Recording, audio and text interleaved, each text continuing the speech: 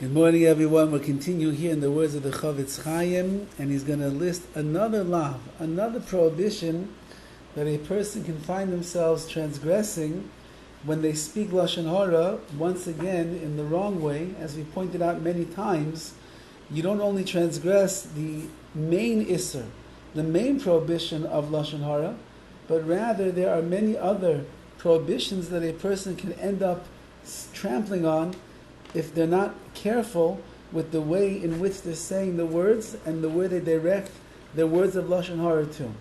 So the CHOFETZ Chaim writes over here the following, and that is V'im Yasem Almana. Let's say that the person that you're speaking Lashon Hara about is a Yasem, is an orphan or an Almana or a widow. Even if they are wealthy people, which means you would think that their reputation is not going to suffer. They've got what we call stolz, which means they have self-confidence. They're not broken people. V'siper genusam bifneim. And then you end up telling their degrading things about them. And you say it bifneihem, in front of them even. There's another transgression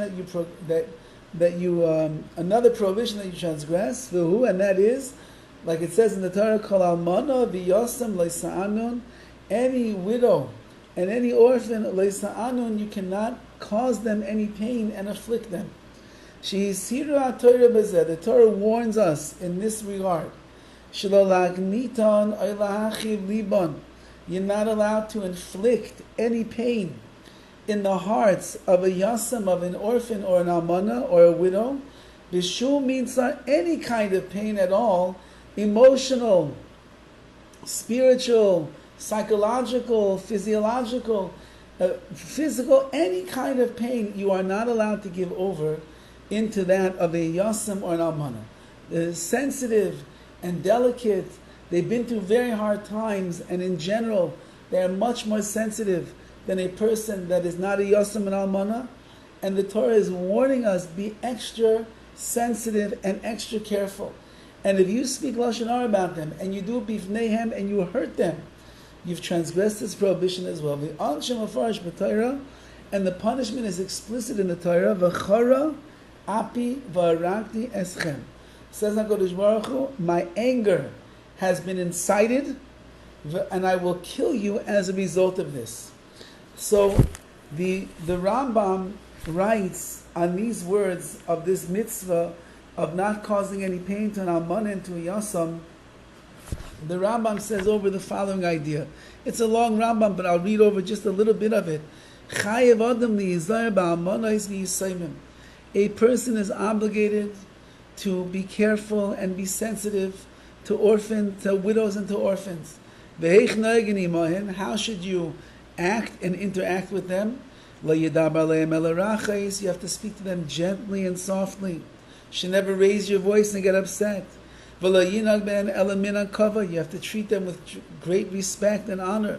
You cannot hurt their bodies by making them work too hard. Or pain their hearts with harsh words.